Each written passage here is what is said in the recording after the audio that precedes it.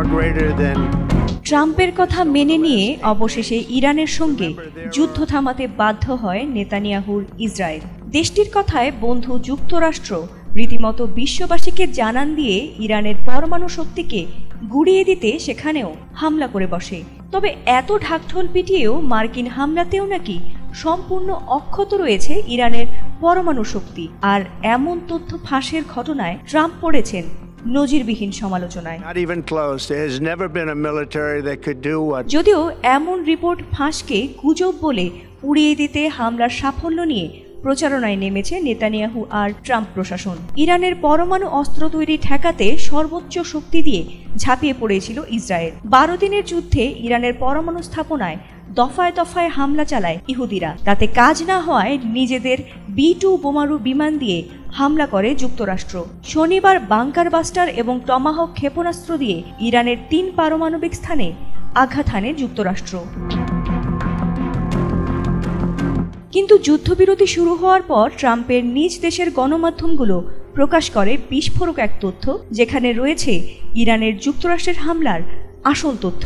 পেন্টাগনের গোপন বিশ্লেষণে উঠে এসেছে ইরানের পারমাণবিক স্থাপনা রীতিমতো মাটির ওপরে কিছুটা ক্ষয়ক্ষতির চিহ্ন দেখা গেলেও মাটির ভেতরে কোনো আঘাতের আঁচও পড়েনি।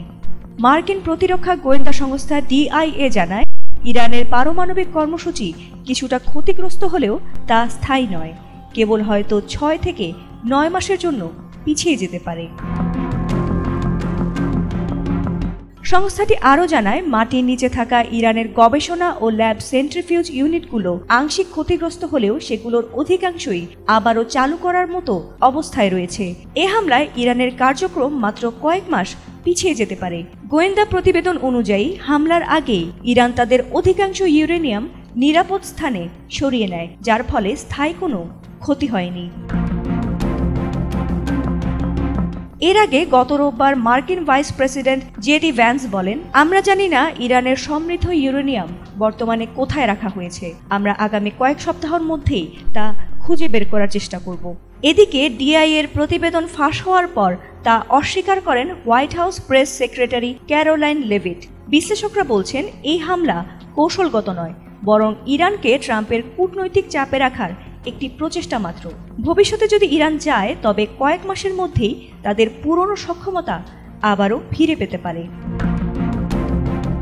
ফাতিমা সুলতানা, ATN বাংলা।